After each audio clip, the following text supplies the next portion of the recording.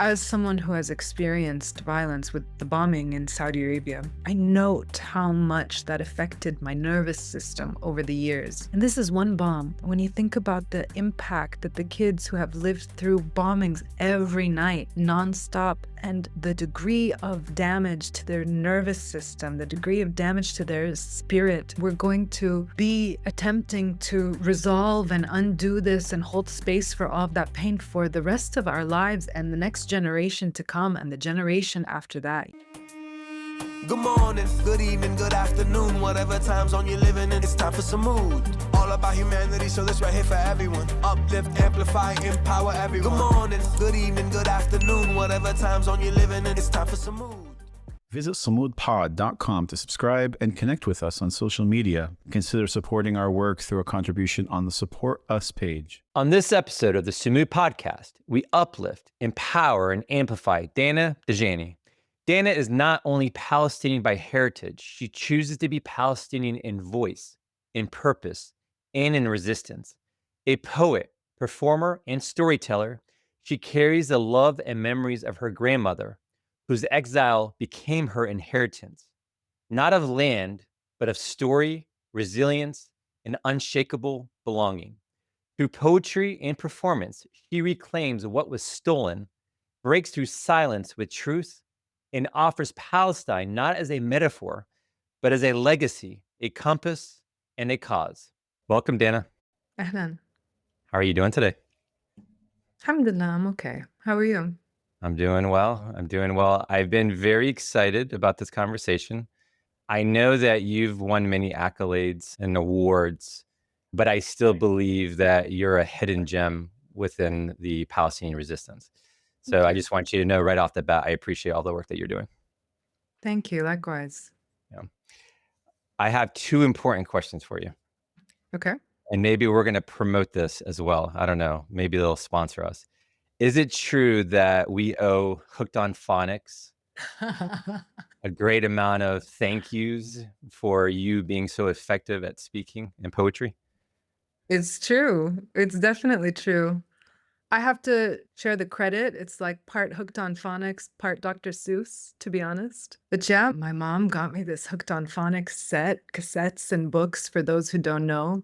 And, I would just dive into the room. She got me this box set because I was literally like picking up the cereal box, the tissue box, like anything within view. And I would just love to read out loud. And so she was like, "Khudi ya bint." Put me in the room with this cassette player where I would listen and read along and then pause the cassette and read out loud. And I really loved to read. I think I really loved to read more than I loved to play. That was the way that I would access my imagination was, through story and narrative. And that was my make-believe, and then that kind of transcended into theater of like creating the story, bringing it to life through imagination. I really loved working off of a text. Is it true that you started reading at 3 years old? Yeah, I was reading everything and it never stopped. I have to say, it's waned a little bit now. I feel like I read more articles. It's been a long time since I've managed to finish a book. There's a big stack of them on the side of my bed that I like pick up and flip through. But of course, we tend to read more articles online now than books. I'm guilty of traveling constantly with a stack of books that I intend to read while I'm on my travels. But yeah, I can't tell you the last time I finished a book, unfortunately. It's all good. It's all good. And then the second important question for you, is it true that the most consequential or most important performance that you've ever been a part of is in your kindergarten play where you were narrating? I mean, consequential in the sense that it really instilled in me a love for being on stage. There was like this story of the hat vendor and all of the monkeys in the hat, all of the monkeys in the tree who would steal his hats. And I was the narrator in this show, and I just thought I could do more of this. And so, when I was younger, being the narrator, and I constantly was the narrator, this like just general character that's outside the story, who's connecting with the audience more than they're connecting with the character. I was constantly my role. And at some point in high school, I thought, like, I don't want to be outside of the show. I want to be the ingenue. I want to be like the leading lady. I want to be the main character. And really drove me to get better at performance. And to be a better performer, I feel like we have to use all of our tools as human beings, right? We have to use our physicality, our body, we have to use our emotionality and our psychology, we have to use our voice. And then so much of what is interpreted as unspoken is body language, right? Is subtext. So it felt like in my quest to become a better performer, I was also evolving as a person, as a young person, to say like, oh, how can I really be embodied? Because coming back to the reader and the speaker, for a really long portion of time, I kind of felt like I was a floating head. I'm reading, I'm thinking, I'm speaking. Reading is a really static activity. You're stationary, you're sedentary, you're not involving the whole body. So yeah, in my quest to become a better performer, I had to put the whole body online. And I really feel like, theater should be given more space in a young person's education so that they can also fine tune all of their faculties, which, give you the space to be influential no matter what industry, no matter what sector, no matter what activity, no matter what your quest is. You need all of these things to be fully present, right? Yeah.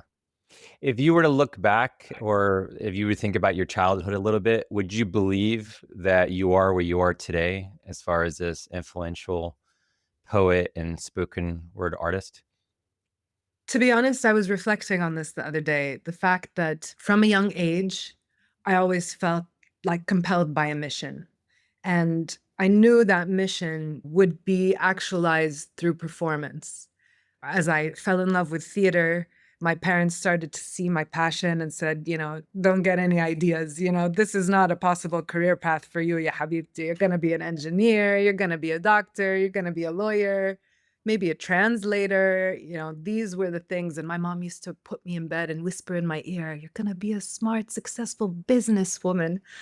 And so when I came out and I said, Mom, I want to be an actress, she was like devastated. She was like, where along the line did you get the impression that this is even within the realm of possibility for you? But I had this drive, and that drive is what gave me the confidence and really the self-love to be able to step away from my family that wouldn't see that in me, that didn't recognize that this is, love and a seed of talent that developed into a skill set, that developed into a vision. Eventually, I was in Kansas for high school after Saudi Arabia. And after Kansas, my parents moved to Dubai, but I stayed in Kansas, started my undergrad there, and eventually I left school because my parents threatened to stop funding my education if I didn't do business and English. And I said, okay, if that's the case, so be it. Unfortunately, if I had more than one life, I would live one for you and one for me, but I've just got the one, and I choose me. And I choose what's going to give me a sense of fulfillment and purpose. And so we kind of went our own ways. And, at some point, my parents panicked because they were now on the other side of the world and didn't have the means to influence my decisions. It was the first time I was independent and on my own. And they were quite protective and quite conservative. Growing up, my curfew till I left the house was like 10 p.m. And so my dad calls me up one day and says, Dana, don't be the first Dajani not to graduate from university since 1880. I was like, Baba, this cannot be true. Awalan. Tanian, I don't need a degree to be an actress. Tanitan, no. Okay, you want me to get a degree? Fine, I will. But I will pursue theater. And eventually they came around. And I got my Bachelor of Fine Arts in Theater with an emphasis in acting.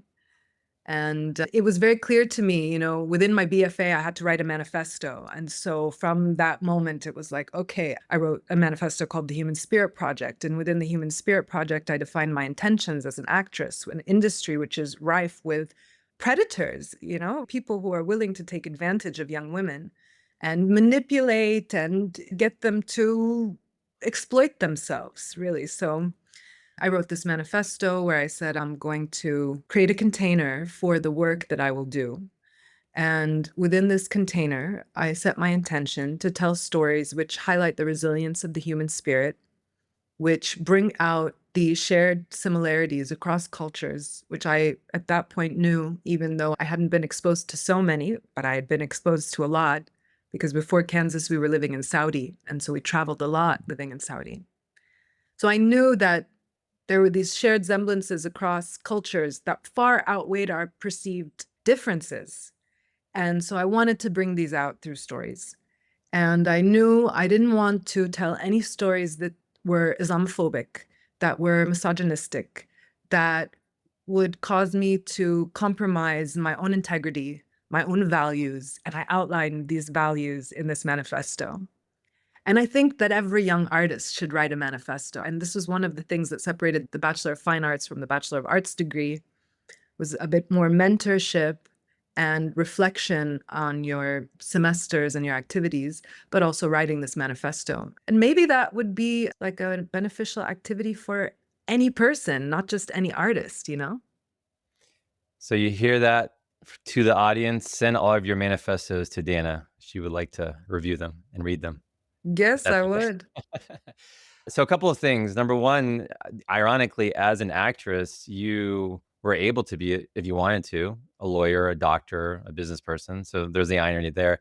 I do think it's quite funny. You would think that our parents, by that point or at that point, would know not to tell us to do or not do something, because we're going to always do the opposite. Palestinians, that's just the way we do it, right? Don't tell us we can't do something. Yeah, right. Inbred Yeah. defiance. Absolutely. Yeah. Within our culture, there is a perception of what women should be doing and not doing, their profession, family life. How did you navigate those sort of barriers? Because you chose a completely non-traditional path, obviously, for your career. Yeah, and it was before the age of social media where everyone is a content creator and everyone is on screen, and that's been normalized now. So, yeah, definitely. I credit, this value system to all of the books that I read and all of the amazing characters. And so creating this value system, whether or not it is the value system of my culture or religion. This is my value system. And that value system has come, I kind of call it like this, buffet tray. I've gone down the buffet of all of this ideology and philosophy and culture and religion and other people's manifestos. And I've, picked what resonates with me. And so having that really strongly helped me get through very sticky situations, like different points in my life, whether that was with my family or with colleagues or with, people as a young professional who wanted to work with me in different ways and kind of test her boundaries. Like, what is she willing to do? And yeah, I'm really grateful for having that kind of internal compass, moral compass to navigate. Did you learn that, or is that something just in you since day one? I mean, I must have learned it. It's a bit of both nurture and nature, but I always believed in like goodness. What does it take to be a good person?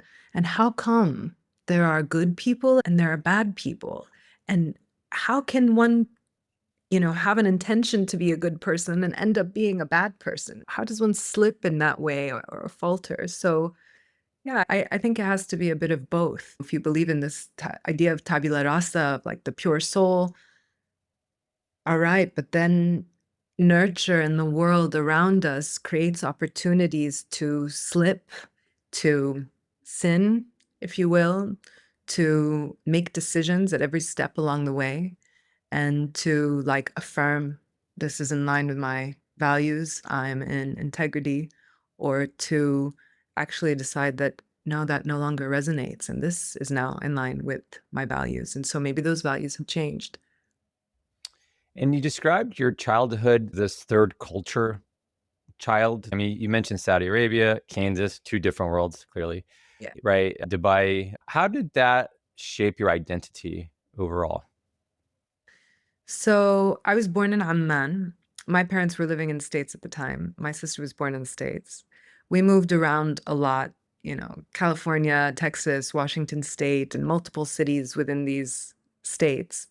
And then my dad started working بالضفة, and we went to Amman.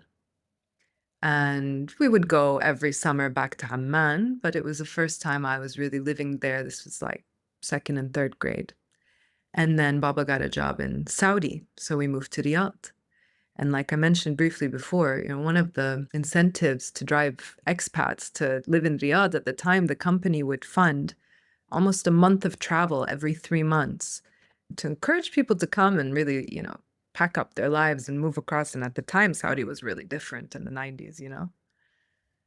So by the time I was 16, I'd been to 27 different countries and I had been exposed to all of these cultures and Europe included. And then the time we did go stay at some point in London was in 2003, post 9/11, war with Iraq is starting. There were some car bombings that were happening around the various compounds.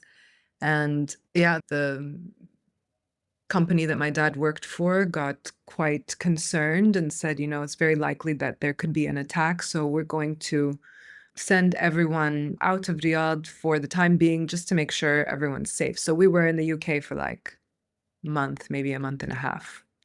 And then we came back. And actually, a couple months later in May, the compound that I lived on was bombed by Al-Qaeda. And there were 3 compounds that were bombed that night. Many people that we know died. And so again, we were evacuated out to the UK, and from the UK, everybody went to their home country because it was all expats that were working in Saudi. So yeah, just this idea that the world is my home. My school in Saudi, there were kids from all walks of life, from all countries of the globe. It was really an international place. This exposure to different people through my education and then through travel opportunities really made me feel like a global citizen. And that's really informed who I am and what I stand for and, how I see the world. So talk a little bit about your family, because I know that your family had to leave Palestine. I believe it was in 1967. And the reason I ask that, and I ask a lot of Palestinians this, is when did you realize you were Palestinian?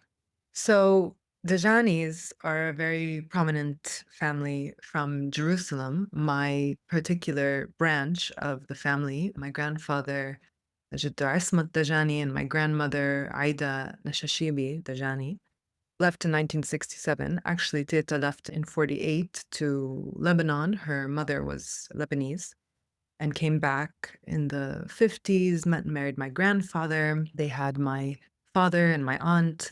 And actually, my grandfather used to work for Air India in Jerusalem. And he would travel around the world, opening up new cities as destinations for the airline. Once Teta had had her kids, and she was a very young mother, Jidda asked her, like, what do you want to do with your time? She said, why don't I travel with you and buy dresses and sell them at a boutique, Belots? Kind of, okay. They would travel together and she would buy dresses from Hong Kong, from London, from Singapore, all of their travels across the world, jewelry and accessories. And so she opened a boutique, Belots, called Petit Paris. And they left in 67 and they left the boutique to their financial partners in opening the store. And they ended up living in Greece, in Karachi. They lived in the UAE, and they traveled all across the world before they settled in Amman.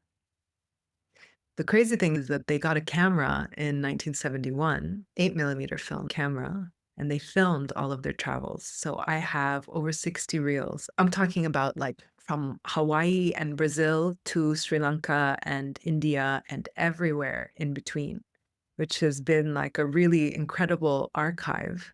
And of course, Teta was a diva. She was always dressed to the nines, really like elegant lady, dressed to impress. And Jidda just loved to kind of find her in the frame. So many shots of her like in the garden, smelling the roses, in whatever country they're in. And also seeing my father grow up and my aunt grow up. And when I found this archive, and of course there's photos as well, I thought to myself, nobody would ever expect that this is a family of Palestinian refugees and that they had a soft landing by virtue of Jidda's job.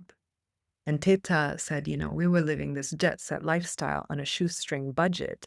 We were the poor millionaires because we didn't have the money to travel, but, they got tickets, they got hotel stays. Because Jeddah was first boots on the ground for the airline, they would get tours and travel. So within this footage, there's a lot of flora and fauna and people. And it's really an incredible window to look into the past. And it makes me ask, when did refugee become a dirty word? When did the world close its doors to Palestinians and to all Arabs? When did that happen and why? And why were refugees villainized? These are educated people who are victims of circumstance. When did they become a threat to you? Baba and my aunt Samar, they were educated for a time at boarding school because their parents were traveling a lot. And then my dad went on to do his university studies in the US and became a citizen. And of course, my mom also was naturalized. So I'm an American citizen. And I think my parents really wanted us to assimilate. And this is the ambition of all immigrant parents, that their kids will assimilate into this society. And part of that assimilation process is a little bit of a dilution of your own identity, right? You've got to merge into the greater collective identity. And so, I was American. I grew up like an American kid. Okay, we went to Jordan in the summer, but I always identified with being American. And I feel like a lot of people had this kind of indoctrination of, okay, West is best, of Arab. We go home and it's chaos and it's disorder and all of this stuff. Thank God we can go back to the West where there's like the rule of law, where everything's clean and neat and organized. And this is a sort of colonization of the mind. This is like really extreme indoctrination that I think many people went through and then realized, we have to work our way out of that. And so, yeah, I remember, one of the first instances where I realized, okay, I'm Palestinian, is seeing the assassination of Muhammad al-Durra during the Second Intifada. And so this was, okay, there's layers here. I'm Jordanian, but asli Palestinian. And why is this kid that's my age being shot? And what's happening? And so this was the start of my searching to deepen my own understanding of my identity and to undo that indoctrination, that assimilation into the, Western society. So I always knew what was happening in Palestine, but I think I still identified as, Urdaniya Palestinian. I'm Jordanian Palestinian. And I remember I was in Chicago at like a Palestinian cultural fair. There was like a market. And so someone asked me, who am I and where am I from? أنا دانا دجاني أردنية فلسطينية. قال لي لا أنت مش أردنية فلسطينية، أنت فلسطينية أردنية. And I was like, what do you mean? It's such a big deal. And he says, you have to know who you are and where you come from. You have to know the history of your family. And I realized it's true. I don't know. I've been, abroad my whole life. I don't know. I never had the closeness to my grandparents, being a third culture kid, being an expat living abroad, away from my roots.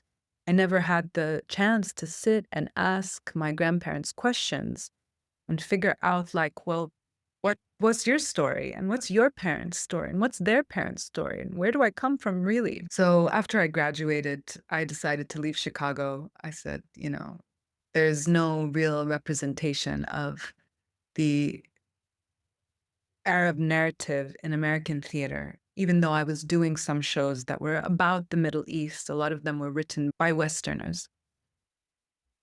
I went to live in Dubai where my parents were, and I started to go and spend more time with my grandmother in Amman with the express intention of interviewing her at every opportunity. Well, what is your life story? How did you leave Palestine? What do you remember from there? And that's where I started to uncover this tremendous archive that she had and her story So I've been working on developing this project over the years, part exhibition and also part. Right now, we're doing, kind of a video art montage with the footage, but eventually I would like to turn it into a documentary film called The Poor Millionaires. Oh, when is that going to happen? I've been working on it since 2012, so it's been many years in the making. It came in stages because I started to ask her questions and write them down, and eventually she'd say, we have video of this. And I said, what do you mean, Tita? Video came in the 80s. What do you mean you have video of this? You're telling me a story in the 70s and the 60s. What do you have? طلعي لي what you have. And she was quite resistant. She wanted to keep the past in the past. And so eventually, one day I went over to her house and there was a box of reels of film and this old projector. And I'd never used one before, but intuitively I loaded one of the reels into the projector and it was working. I can't even believe that it worked. We got a tea tray and we set it on a chair. And there I was watching this old footage. I realized this is a treasure. This is Ken's. It's really a treasure. So I took the footage and I sent it to the States to be digitized. And then came the photos and then came the dresses. So she collected these dresses all of her life. And then she gave them to me, hundreds of dresses from around the world. We're talking, twab, abayat, jalabiyat, cultural Arab traditional dresses. But then there's also stuff from like the south of France and from London and from Singapore and then, from Hawaii and from Sri Lanka and from the Philippines and like incredible fabrics and also incredible craftsmanship. We don't see clothes made like that anymore with just like really fine attention to detail. So right now in my house in Amman, there's a whole room that is just devoted to her clothes, hundreds of dresses. And it's always been a desire of mine to bring them to life because as an actress, I inherited a costume closet. This costume was her armor in her journey of assimilating. As a young woman who left Palestine, who had never been outside of Bilad al-Sham, and then all of a sudden was traveling the world, each piece kind of answered the question of like, what does this new society ask of me? What does this new society invite in me? Who can I be here now? So yeah, it's a life project. It will continue to emerge and evolve. And I've applied for a grant. I will hear back in August, inshallah, if I'll get the grant to work on the video content. But simultaneously, I'm working on the exhibition. That's amazing. And that's such a great story. Is your grandmother still alive?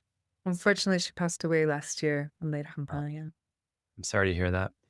So you sort of inherited not only the material items, but those memories, those stories. Did you capture like those conversations with her on camera as well? As much as I could, as Yeah. much as she would let me, because she really didn't want to be filmed. And I think seeing the footage of her, of course, I showed her as soon as I digitized the footage. I took it over and said, watch and tell me, and who's this, and where's this, and what's happening. She didn't want to be remembered in her age. She wanted to be remembered as young and beautiful and in that moment. And I found that to be so strange. Like, how do you still care what people think? You've literally traveled the world. You have faced like crazy odds and overcome crazy challenges in your life. Why do you care what people think? This is for me before it's for anybody else. This is for preservation of my memory. It's for my kids. This is for, our family. But there was still this kind of self-consciousness. I think that a lot of Arab women grow up with the expectation that you should always be picture perfect. You should always be presentable. You should always be, And so she really resisted for a long time to be filmed. So I filmed what I could. I recorded voice notes when she wouldn't let me film. And then at some point I realized she had told me all that she was willing to tell. And I realized that there were gaps in the stories. And so I would inquire specifically on the gap. And the gap was where the pain was. The gap was where the trauma was. The gap was the hurt that she wanted to forget. And when I probed that place, I saw how it really disturbed her. And so I couldn't continue And I had to like put that aside just to be there with her no matter what. Yeah, I have this insatiable curiosity to know who you are. Tell me who you are. But who she was in the moment needed my presence and focus on the moment and not on the past. And so it hurts me that I will never know those stories. They're lost to us. And I had to respect how much she fought to move forward and not hold on to the past. And I think that right now we're losing the generation that experienced the Nakba and the Naksa. We're losing them, and we're losing their stories, and we're losing their ties to the land in that way. And so I feel like it's of utmost importance that we find those people and we capture their stories and we hold on to them, because they tie us back to the land and they tie us back to our history. Shout out to your grandmother. What was her name? Aida. Can we dedicate this episode to her? Yeah. Is that okay with you? Yeah. In Love Letters from Palestine, did you wear her clothes? No, in the filmed Yeah. version, no, that's Tob Ummi, actually. Okay. Yeah. Because it's interesting, the character, the accent, were you sort of embodying your grandmother at that moment? And if so, how were you able to do that so well? So I wrote this piece. I was invited to perform at a fundraiser for Palestine that was actually put on by a group of dancers. And they said, you know, it's all dance, different cultural dances, but this is a fundraiser for Palestine. We'd love some poetry. Why don't you share a poem about Palestine? And I said, I don't actually have a poem about Palestine. You know, this is the start of my poetry career. It was transition from being a theater actress into a poet, which happened purely by virtue of the fact that there wasn't such a developed theater scene in Dubai after I left the States, but there was a poetry scene. And I thought, okay, I'm going to scale things down to these like bite-sized kind of pieces where I can still be theatrical and consider it kind of a one-woman show light, you know? So I wrote Love Letters from Palestine for that occasion. And I remember when I showed up to the sound check, I was reading the poem in my voice. Even though I wrote it in the character of an old woman, I still hadn't found her. I was reading it in my own voice. And one of the organizers of the event said, no, it's too aggressive. You can't do that. Do something else. But it was too aggressive. Okay. So I performed a piece about my grandfather from my mother's side and literally just went home, ripped up the draft, and forgot about it. I said, this is a failed attempt. And then about a year later, I was on a trip to Palestine that was organized by an independent group from the UAE who had raised funds and went to plant 1,000 trees in Al Khadr. And then we did a little tour around Palestine. And one of the organizers, Hanan al-Dibwani, she said, Dana, let's film something. She's an amazing photographer and documentary filmmaker. She said, let's film something. What do you have? I said, I have this piece, but I don't know. I was told it was really aggressive, and I don't think so. She said, let's hear it. So I shared it. She made me perform Love Letters from Palestine for every single person that we met on the trip. And by the end of the trip, I had found the character. I could embody the character. And that's drawing on Teta Aida, and it's drawing on every Teta. It's drawing on every Palestinian woman that I've ever met. You know, it's a universal character. It's not just directly Sitti Ana, because Teta Aida, I never saw her wear Thob Falastini, never. Even her wedding dress, I'll show you a picture. I mean, she was not one to wear necessarily traditional dress, even though that's something that I really love. She was quite avant-garde with her fashion sense.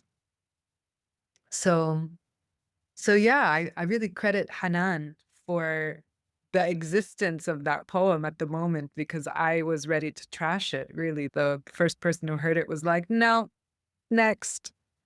And so we filmed in Bethlehem. And then I filmed a little bit also in Dubai just to get some close-ups. And that was the beginning of kind of bridging poetry and theater for me. Thank you, Hanan. We appreciate you. Yes, we do. So I want to ask, the aggressive part, is that sort of a microaggression toward you as a woman, as a Palestinian performing? Or was it just the art part that didn't make people feel comfortable? I think in particular, it was, the lines at the end, Israel with your barbed wire hugs, and Israel with your uranium love, and Israel with your bulletproof apathy, Israel with your affinity for make believe. When I say it like this, maybe I'm saying it a little bit passively, but I was on that stage, like, Israel with your barbed wire hugs, Israel with your uranium love. This guy was like, no, cut. No, no more. This is the magic of poetry, though. Yeah. And in creating that piece from her perspective, you tell a story, and we can't argue with stories. That's your story. That's your lived experience. I can't talk you out of it. You know what I mean? So to me, the magic of poetry takes us out of this logical thinking mind and places us in the heart. And once we're in the heart, and I can feel you and you can feel me, we can have that heart-to-heart connection. And that's the breeding ground of empathy, which is the prerequisite for love, The voice, though, the decision to change the voice, because you reminded me of my mother at that moment with like the heavy Arab accent. Was that just a natural thing, or did you decide to do it on purpose? I didn't find it until the end of my time in Palestine. I said, oh, she's from here. She doesn't speak perfect English in an American accent. This Wow. character that has been here من النكبة لهلا, she is from here. And so, yeah, I found that by the end of that time, by the end of that trip in 2013. But even though I wrote the character, I hadn't found the voice quite yet until thankfully Hanan, really gave me the space to speak it and speak it and speak it and embody it until it landed, Yeah. My mom's name was Hanan. So, shout out to all the Hanans. They're doing great work for Hi, us. Mom. So, what does it mean then for you when you say, I chose or I choose to be Palestinian? So this poem came about because I was supposed to be working on a film with some other Jordanian and Palestinian actresses. And I was reading the script during the first few days of rehearsal. I didn't end up doing the film. And I thought to myself, I wonder when they write about this film, and I had already appeared in some press about the film because I was one of the first people cast in the film, and I didn't end up doing it. Will they refer to me as a Palestinian actress or a Jordanian actress? Because it's a Jordanian film. Yeah. And I have a Jordanian passport. And so I put the script down and I picked up my pen, and I choose to be Palestinian came out of just that moment of how will I be referred to? And if I say, no, please don't refer to me as a Jordanian actress, refer to me as a Palestinian actress, they say, but you're living in Jordan and your passport is Jordanian. No, I choose to be Palestinian. I choose. I can. Every experience has some kind of silver lining, has some kind of lesson if we choose to accept it. I really feel like the whole experience, which at the time when I decided not to do the film was quite dramatic, but just to have that impetus, that inspiration to write this piece was worth it all, Yeah. I mean, not many people are able to do that. That's a very unique talent for you to be able to just translate it into words. But walk me through the process. Do you have like a aha moment? Okay, everybody out of the room. I have something to write. You have to like clean your office and have things in a certain way, or what does that process look like for you? Collecting my poems for my first poetry book and now my second poetry book, I realized that I actually write in 3 different styles. So the first style is in flow. There's a moment, there's an inspiration, there's a feeling. Sometimes that feeling evokes a rhythm or a melody, and it pulls the poem. It just pulls it out. And those pieces are mostly delivered complete, like very little editing, if any. The other style I realized I write in is poems I call them on assignment, like Love Letters from Palestine. Poems on assignment. I decide I'm going to write about this topic. I want to write about Palestine. I want to write about femicide. I want to write about immigration. whatever the topic is, and I do some reading. I collect a word bank of phrases, of concepts, of images, and then I start to, like architecture, like sculpture, I start to place them together and start to build something around it. And those poems can take anywhere from days to weeks to years, to really come out. And I feel like those tend to be my more theatrical pieces. Generally, the pieces that are on social justice are done on assignment. And then the third style I realize that I write in is poetic affirmations. So I want to write myself into or out of a mental state. I'm feeling this way. I want to transform that emotion. So I reprogram my subconscious through this like conscious writing exercise. Whether I first dump and then I examine, is this true? Is it real? Is this a limiting belief? Am I holding on to something that isn't serving me? How can I reprogram this for myself through writing? So those are the three styles of writing. And yeah, my desk has to be clean. Definitely, it definitely does. If there's like disorder and chaos around, you know, ADD brain just wants everything to be kind of neat and tidy and put away before I can sit down and focus and get something out. But I choose to be Palestinian. I would consider that more in flow, like that came in flow, whereas love letters came on assignment.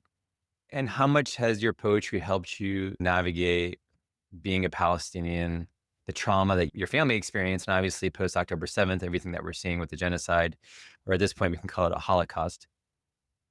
How has that helped you navigate your feelings and your emotions? Well, at the beginning, I was writing more frequently than I am now. I have always had this delusion, perhaps, that poetry can change the world, that poetry will change the world, that this is the language of love, this is the language of the human spirit. This is where we're going to be able to really hear each other and see each other through poetry. And had this, deep desire that we would all start speaking in poetry, no more legalese, no more like formal kind of to whom it may concern. Let's be honest, let's be raw, let's be authentic, let's speak to the heart from the heart. In general, I find that as someone who has experienced violence with the bombing in Saudi Arabia, one bomb that went off, that I note how much that affected my nervous system over the years, for maybe up until really recently, I really couldn't stomach any kind of violence in film or television, any kind of gore in movies. I really couldn't stomach it. And the first time I saw MIA has a music video where, these kids are running out and it's like a Irish Palestinian representation. Everyone's thrown on the bus and then they're put out into the desert and they're told to run. And as they run, they're running through landmines. And you kind of see this kid step on a landmine and he explodes. And the first time I saw that, there was no kind of trigger warning in the video. Every cell in my body was just shaking. I really had a very visceral response to seeing that kind of violence. And so I really had to stay away. So when we started to really see the genocide of the Palestinian people broadcast live on our phones, it was very viscerally triggering. And this is one bomb. I lived through one bomb. When you think about the impact that the kids who have lived through bombings every night, nonstop drones and missiles and fires and gunshots, and the degree of damage to their nervous system, the degree of damage to their spirit. I mean, we're going to be attempting to resolve and undo this and hold space for all of that pain for the rest of our lives and the next generation to come and the generation after that, So honestly, to be fully transparent, I feel like at some point a wall had to go up around my heart, because if I'm really going to sit with the pain, and that's why when you ask me how you doing today, I say, I'm okay, because I know I'm sitting there with a wall around my heart. And that's just to keep myself going day by day, by day, by day, by day. And I know that so many of us are in the ups and downs of the reality of watching the dehumanization of our people. I mean, what this does to our spirit, what this does to our soul, what this does to our dreams, to our hopes for the future.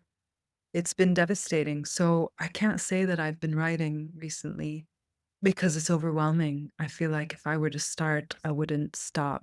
And so I've been like holding myself back in that way.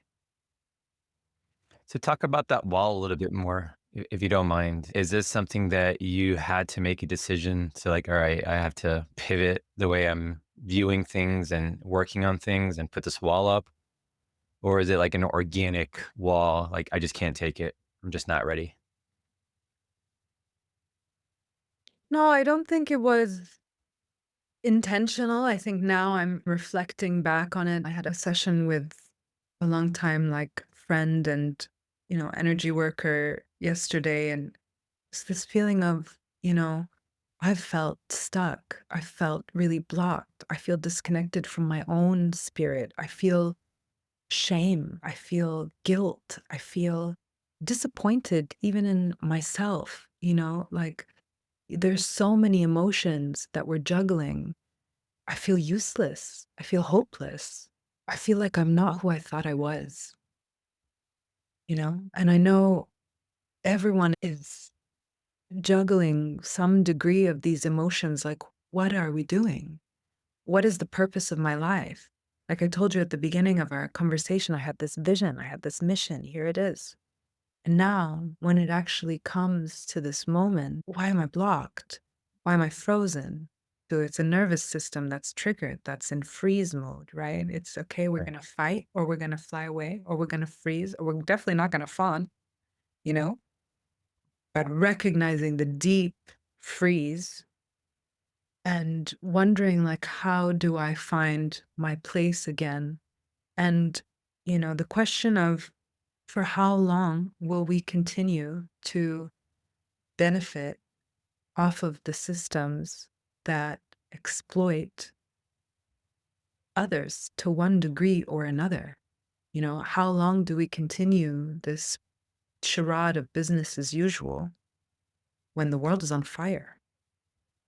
And finding like the way to, back up and find a new path, find a new direction. For me, it's going to be full decomposition of my life and recomposition of my life. So to make a decision like that, to take that kind of action, it's just been like, all right, I'm going to go for it. I'm going to go for it. Am I not going to go for it? What is the alternative? And yeah, this has been the moment. And I think it's really important for me to continue working with people. I do that through these poetry shows and also curating conversations in between the poems, because it makes no sense to hit you with one poem, 2, 3, 4, 5. No, these poems are appetizers to whet the palate for conversation, to just instigate, inspire something in your imagination, to open you up to feeling and sensing. Now that we're here, we're anchored here, what's the conversation we can have? And this is what I found is that, friends are like, please, it's the weekend. Can we not, parents are like, khalas, khalas, I've been watching the news all day. Work, it's not appropriate to have this conversation. Please, no politics at work. So where do we go to have the conversation? We protest in the streets and the energy is dissipating into the ether. Okay, it makes an impact to see people in their hundreds and their millions take to the streets for Palestine. But where do we go to have the conversation so that we can start to really create an alternative scenario, an alternative paradigm, an action plan? And that's what I hope to do with the poetry shows. And it's not enough for those to be occasional anymore. I want to be doing them constantly. To me, that's the work that I need to be doing right now. It's a form of resistance as well, obviously, too. So I think it's important. Do you feel, and I know the answer, but I'm going to ask it anyway, the sense of responsibility of representing Palestinians? Because I think I read somewhere where oftentimes you're the first Palestinian anybody's ever met. Does that put pressure on you? Does that feel like a overwhelming responsibility? Or is that something that you're extremely proud of and just kind of go with it? Yeah, I mean, from all of that travel in when I was younger and I've continued really traveling at that pace, I know that I have a privilege when it comes to traveling. And so it is, with great privilege comes great responsibility, right? It is my responsibility to be an ambassador. And I've always felt that way. It's a self imposed responsibility to go out and represent. But yeah, it's an opportunity to say that we're here, we're still here. Don't you know about Palestine? Let me tell you about Palestine. And for them to have an experience with a Palestinian person, some may have heard about what's happening, some may not have heard. And now, post October 7th, everybody has heard. But, years ago, it was not necessarily this way. So I'm in the States, so I'm sort of, Billy and the Beast kind of thing. And you're obviously living in an Arab country and having conversations with different Arabs. In America, there's just so much apathy.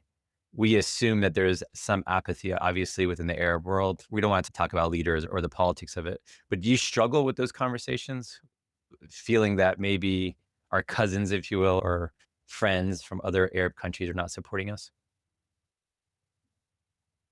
On the ground, people are supporting. On the ground, people don't approve with the silence of their leaders. I live in Doha in Qatar, where I'm very grateful that there's space to have political conversations.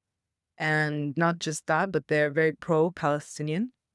We moved here just before the World Cup. And during the World Cup, it was the first time in my life that I felt there was so much Palestinian pride in the streets, and not just from Palestinians. Like the Moroccans really put us front and center, and they were amazing. Because it was the first time I felt like, I'm not here in protest. We're out in the street, we're waving the flag, we're chanting our chants, we're singing songs. And that's out of pride and it's out of love. And it's not out of this, like, hear us, here we are, see us, we're represented, which had been the case in the States and in the UK when I had attended protests. And so it was a really different sensation and experience wherever you go, whether that's Jordan or Lebanon or Morocco recently or Egypt or Qatar, even Dubai, even, Saudi, people feel with Gaza, with the West Bank, they feel with us. I think they feel like we don't live in a democracy. What can be done? I would say that even in the US, we don't live in a democracy. What can be done? And so until the power really sits in the hands of the people, and this to me is what the Sumud convoy is about and what Madeleine is about, is people taking things into their own hands and saying, no, we have agency. We are empowered. You're not listening to us. You're going to maintain business as usual. You're going to continue the status quo. No, we don't agree. And I really have so much respect and appreciation and admiration and gratitude for every single person who has joined those convoys. So I want to pivot slightly because we talked about the social justice approach to your poetry later on, but I do want to go back because I just found it fascinating. You really do whatever you want to do. You really don't care what people think or say, from what I could tell. I mean, you were at Kansas. I think you transferred to Chicago.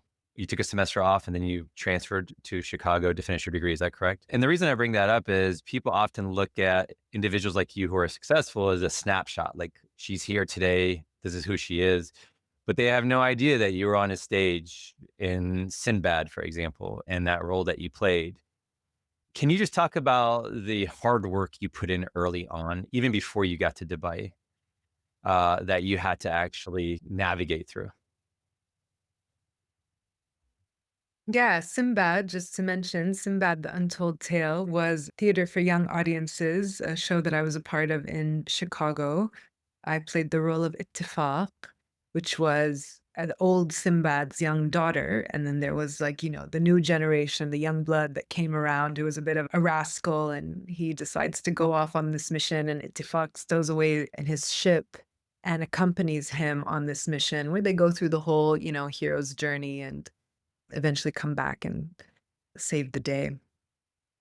That show was amazing, and it was a mix of, like, puppet theater and Japanese kabuki theater. Performing for kids every day was really so much fun. The next morning, we would come into the dressing room, and there would be, like, an envelope of letters just filled with kids' drawings and letters and, like, "You kicked butt," and there's, like, a picture of me kicking the butt of the witch, and really is amazing to perform for young people who are so observant and so creative and would come with their questions also. I love theater. I miss theater. Poetry and this kind of incarnation of my spoken word is my attempt to keep the spirit of theater alive, even if I don't have the resources to do it in like a full stage production. But really, my heart is with the group sport of theater because it takes a whole team to bring these shows alive. Characters and directors and dramaturg and stage and lights and sound, rehearsals, the diligence to get a text and, okay, here's the words, but what's happening beneath this text? What's the subtext? What was happening at the time that the playwright wrote this story? What can this story actually be a metaphor for the outside world? How can I find more depth so I can deliver more depth and bring this story to life? And then you get directors who do an adaptation. And so they recontextualize the story in a different context. What's that layer on top of it? And yeah, it's so fascinating to me. And it really speaks to my spirit. It comes alive in all of the senses. It's like beyond 4K and 8K and whatever. It's live, it's happening. So yeah, I think it takes a lot of discipline to work in the theater. The text, the rehearsals, staging, making choices, receiving what's happening from the other actor, receiving the input from the director, incorporating all of this, knowing that when the curtains open, the show begins and it must go on until the end. It is a nightly ritual, and every time you produce this ritual, it's different. There's a different audience, there's a different energy, there's a different spirit. And sometimes something clicks and you're like, oh, the shoe drops, and you're like, oh, that's different. And it goes somewhere that it's never been, even though you've done it 100 times. Just in that 101 moment, you realize something new about the character, about the relationship, about something that happened in your own life that's happening here. And there it is. And I love the theater. I miss it so much. We're going to have to do a tour in America, if that's okay. We'll Yeah. set up different spots for you. We'll happily sponsor it. So, and I think I want to get this quote right. I'm going to paraphrase a little bit here. You said that you weren't an actress who occasionally wrote. You were a writer who performs. And that was 8 years into your career where you realized, wait a minute, what I'm doing doesn't fit who I am. Yeah. What was that aha moment like? So remember, I said I have these 3 styles of writing, and the last style of writing is these poetic affirmations. Yeah. So Yeah. part of that is always checking in with myself through writing. Like, who am I? Who am I? And I would come and ask myself this question every few months. And every time I answered, I tried to answer it a different way. Who am I now? Who am I today? What's happening? Let me get out of the predicted, who do I think I am? No, but who am I now? And so one of the times that I answered this question, I decided to make like a kind of spreadsheet. So I said, okay, I'm an actress, I'm a writer, I'm a teacher, I'm a producer, I'm a daughter, I'm a friend, I'm blah, blah, blah, blah. And under each headline, I would write the projects that I had underneath each kind of headline. And I remember once I did it that way, I looked at the sheet of paper and I realized that under writer, I had just like a bunch of things going. And under actress, I had 1 or 2 maybe happening going. And I went, oh my God, I'm not an actress who writes. Even though I studied theater, I'm a writer who acts. And once I reframed, I just checked in with myself. Am I who I think I am?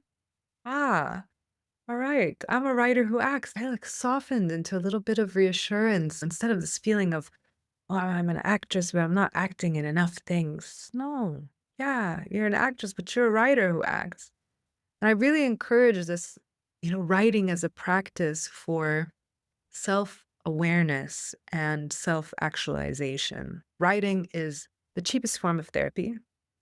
You get your thoughts out on the page and you gain perspective. And in your head, even though you think you know those things, once they're out, you can really see them in a different light. So this is something that I teach in my writing workshop, Write Yourself.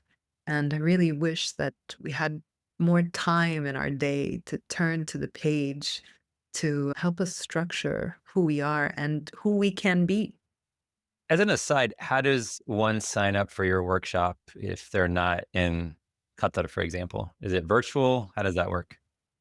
I'm going to start doing some virtual workshops. In general, it's like wherever I'm invited, I host the workshops. But I think the next stage has to be starting to hold space for them online so that they're more accessible. Okay, great. And you talked about this a little bit earlier, but you took a risk in sort of uprooting yourself going to Dubai. I know your family was there, but theater wasn't huge there. I think you mentioned that you joined something called the Poeticians at that time too. So you really worked hard to figure things out, and it's sort of a trailblazer within theater, I believe, in Dubai, if I may say that, if you're okay with it. But it seems like shortly after you arrived in Dubai, I mean, your success, you just shot up in a crazy way. I mean, Best Actress, Trot Fest, Arabia, 2011. Best Film, In Her Eyes, 2013. Artist of the Year, Young Arab Award, Top 50 Inspirational Women, Stylist Arabia, Super Achiever Award. I mean, it goes on and on. Like, do you recognize the success you've had and how impactful you've been? Alhamdulillah, I was really fortunate, I have to say. At the time, Dubai didn't have these golden visas and the opportunity for people to be there if they didn't have a job. I was there living with my parents. I was there on my dad's visa, and I could be an independent artist only because of that. And this is what made making theater a little bit difficult, is that it was like an after-school activity, it was something that people did after work if their schedule permitted. I have to say, if it wasn't for that kind of support from my family at the end, I would not have been able to dedicate my energy and time to these creative endeavors in the UAE. And also, I think it had to do with the timing, the maturity of the creative scene in the UAE. I was just at the right place at the right time, and Dubai was still, I want to call it a village, in 2011, 2012, 2013. People knew what Dubai was. It was on the map. But the locals were a very intimate community. And so then through Poeticians and through Rooftop Rhythms and through Book Munch, Poetry Punch, and through all of these different creative scenes, then there was different gatherings for musicians. And so I started to do poetry and music collaborations. And it was a really exciting time. And to me, like, I look at those as the best days in Dubai. It's a little bit inaccessible to me these days because it's just inundated with so many people. Everyone wants to visit Dubai, It's so many people and so many people who are just passing through. It's quite transient. And so it's lost that intimacy to some degree. I'm grateful for everyone who gave me an opportunity. And I'm also grateful that I just kept on going, that, I got a job. When I first moved to Dubai, I was a comedy manager. I was a manager for comedians. Then I got the opportunity to act in this Trop Fest film, and it won an award, and I won Best Actress. I worked this job for 6 weeks, and that was my only full-time role that I've ever worked. Everything since then has been project-based. And I left and I said, I can't be a manager of comedians. Like, I need a manager, I got to give myself a shot. And then once Love Letters from Palestine came out, I remember the turn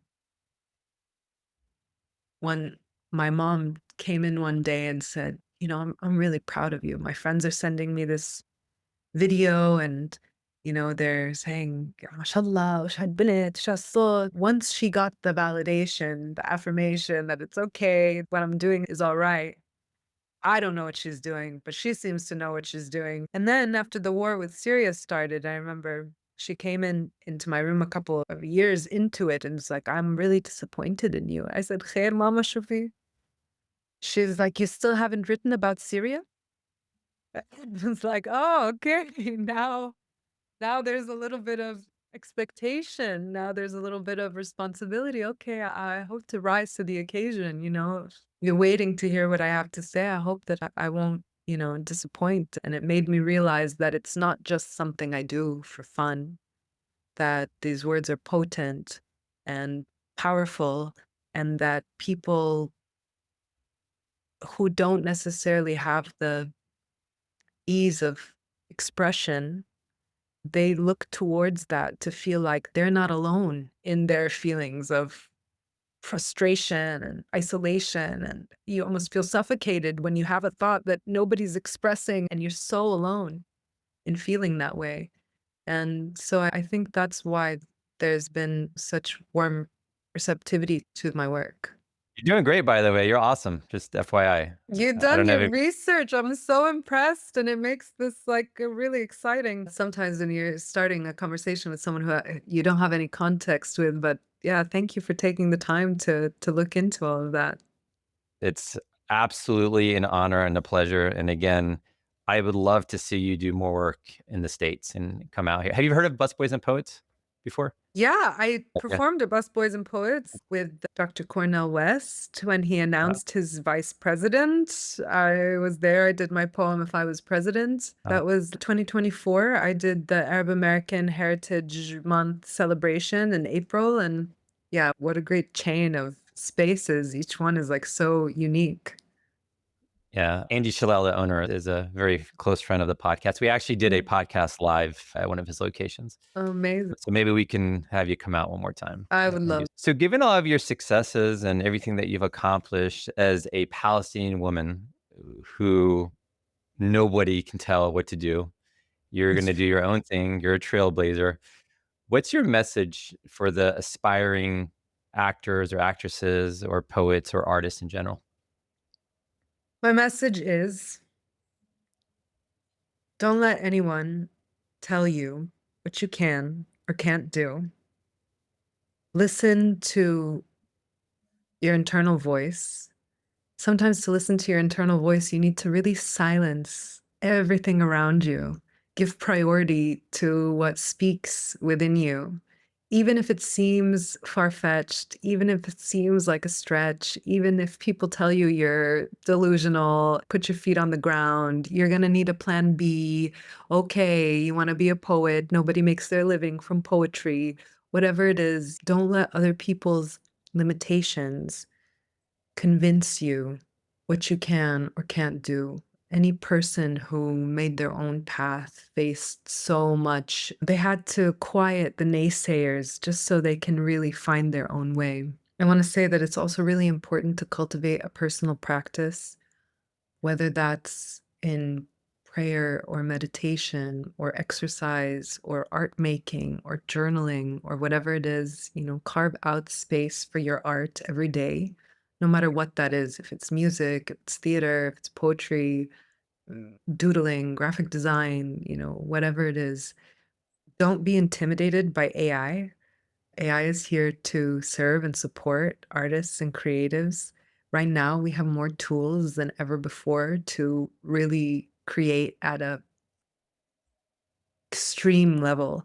It just takes time and patience and dedication more than anything else. It no longer takes money. It no longer takes a studio support. It no longer takes somebody else to say, yeah, we believe in you, kid. Here's the money. Go and do it. Here's the studio time. Go and do it. Really, we have all the tools at our disposal. So don't give in to distraction. The world's programmed to steal your time. Social media is programmed to get you hooked on it and drain your energy to the point where you forget what you're even here for. So find that, write it down, remind yourself every day, and let that lead you in your path to create something new for all of us, because we all benefit from what you pull out of the realm of imagination and bring onto earth. And this is going to be how we change the world. That's powerful. I want to go a little bit deeper. Hopefully, you're okay with me asking this. Invariably, there is a young, aspiring artist or kid in Gaza or in the West Bank in Palestine who wants to be able to be creative and express their art. What message do you have for them, given what they're going through right now? Art is the language of the spirit. To transmute the pain and the suffering and the trauma, I believe that art gives us the means to express beyond the logical mind, beyond even the limitations of language, whether that's through movement or through brush strokes or through sculpture or through creative meditations or ritual or ceremony. I hope that the world can make amends for all that we've allowed to happen. I hope that you are given the space to express and transmute all of the pain that you have endured and to share that with the world so that it may stand as a testament for how badly we stepped away from our humanity and remind us to never again forget who we are and our responsibility to each other. And on that note, would you mind if I ask that you read some of your poetry? Anything you like to read? Sure. Well, because Love Letters is online and because I Choose to Be Palestinian is online, maybe I'll perform something that isn't online. Or maybe something you haven't released yet and it's breaking news. You're releasing it today. Yeah, I thought about that. Okay. This is something that's sung and spoken. This is dedicated to Balfour and Sykes-Picot.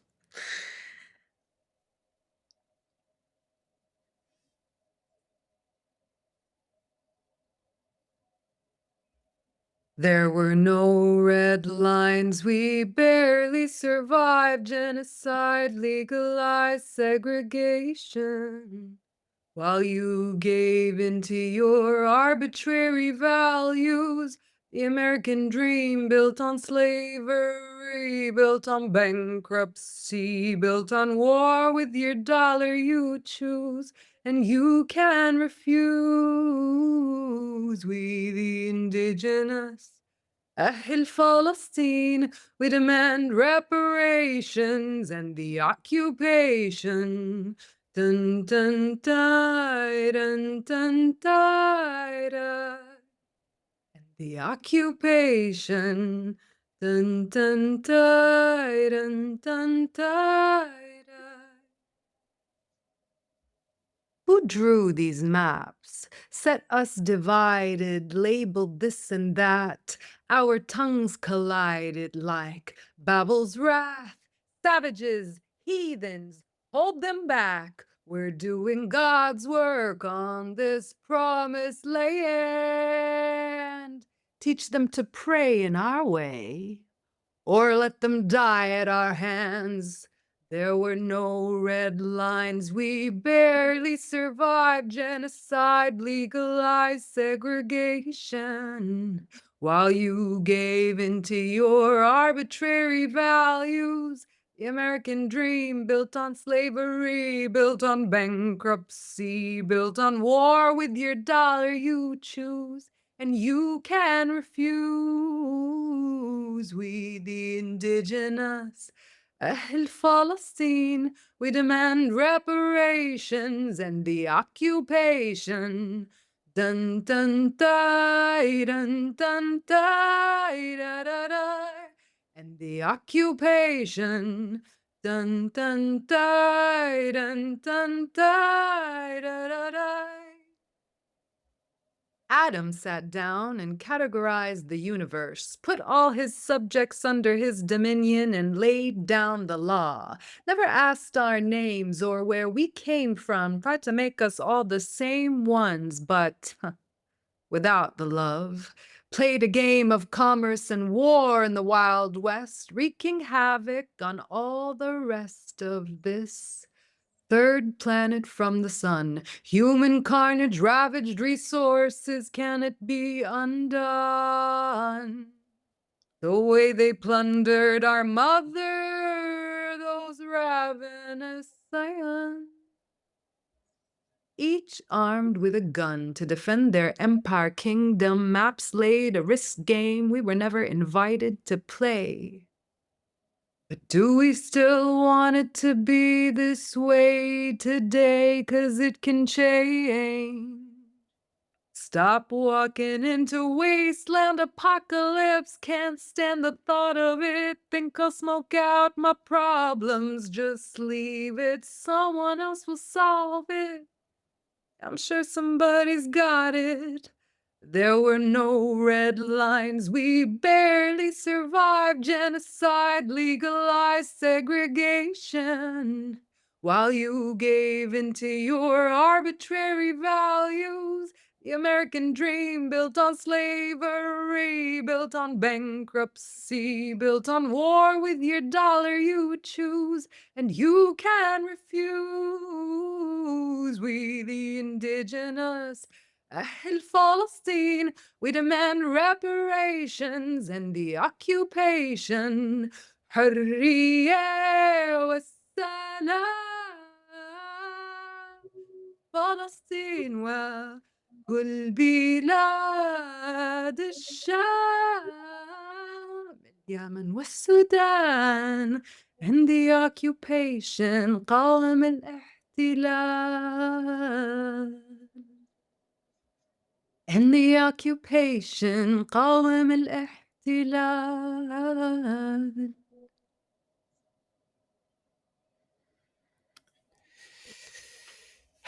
You almost had me.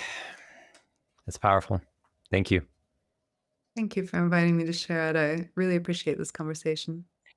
No, I am trying not to cry. I'm not going to lie. So I'm hanging tight here. How do we support your work? How do we follow you? I'm on most platforms at danadajani.poetry. I have my first book, which is Heartwood Poems, a collection of poetry for the feminine. It's about self-love through all the seasons. And a second volume of work is called An Olive Branch. Stay tuned for that. So I'll be launching all of the poems from Heartwood Poems on Spotify soon. So you can also follow me on Spotify at Dana Dajani. And gratitude for you and appreciation for holding this space for all Palestinian artists and writers and intellectuals to come and represent our work and keep our culture alive. Thank you so much, Ed. Thank you. It's been an honor. I appreciate you. Likewise. Thank you. Listen, stay tuned, cause it's time for some mood.